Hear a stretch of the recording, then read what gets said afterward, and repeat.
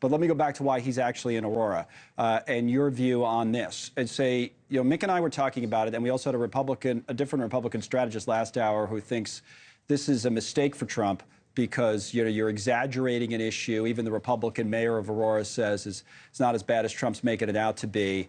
But he thinks he's scoring points, and Mick seems to think so as well. What's your impression of what we're seeing?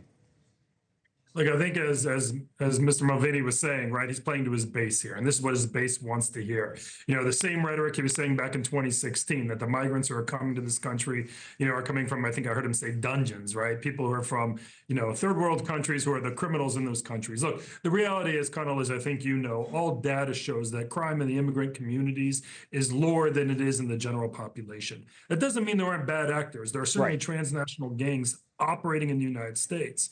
But to lump everyone in, I think there's just two quick problems with that. The first one is that it's just false, right? And creates this misperception that most of these people are hardworking people who are desperate to find a better life. Doesn't mean that under our laws they're allowed to stay here, but they sure aren't criminals who are here preying on everyone.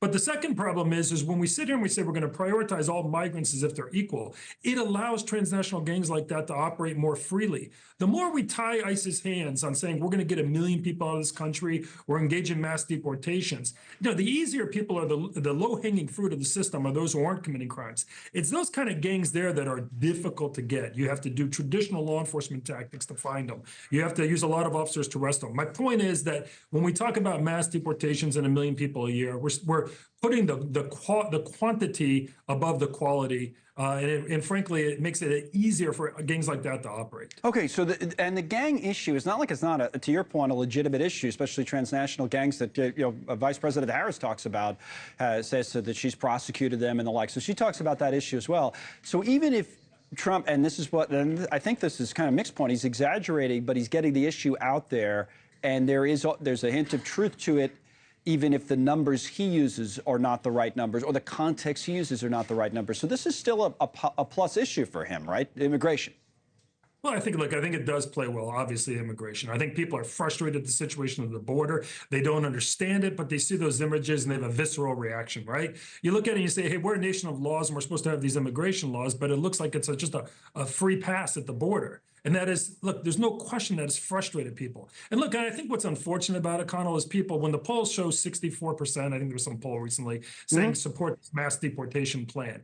I don't think they appreciate or understand what we're really talking about, right? Of the 11 to 12 million people in this country, well more than 50% of them have been here for more than 15 years. About 5 to 6 million of them have mixed status families, meaning U.S. citizen children or U.S. citizen spouses, right? There's a big difference between those people who go to our churches, work in our communities, have been here a long time and are married to U.S. citizens or, have U.S. citizen children, and transnational gangs. And that's what I just would say I object to, is when you lump it all into one problem and say the only solution is to deport everybody. That's really false, and you're kind of doing a disservice to the American public. Okay, so let me just, there's Trump still speaking in Aurora.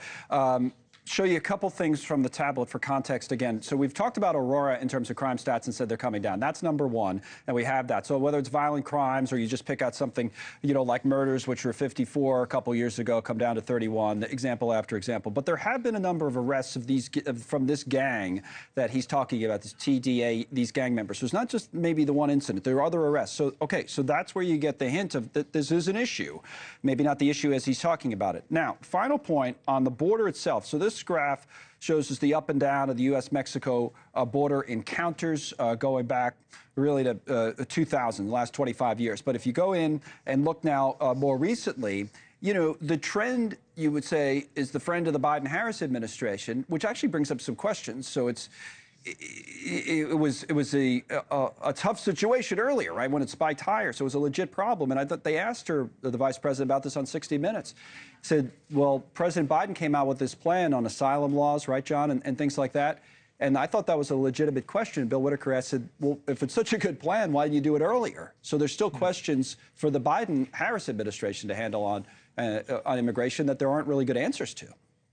I think the gap between Harris and Trump on this issue has shrunk, right? I think those numbers at the border are definitely a cause for celebration in the Harris campaign. It's something they deserve to take credit for.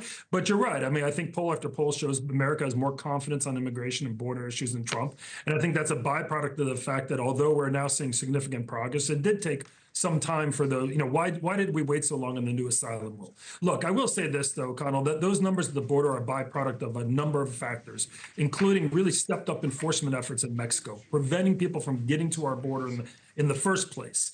Thanks so much for watching. Just go to joinnn.com to find News Nation on your television provider. And don't forget to click the red subscribe button below to get more of News Nation's fact-driven, unbiased coverage.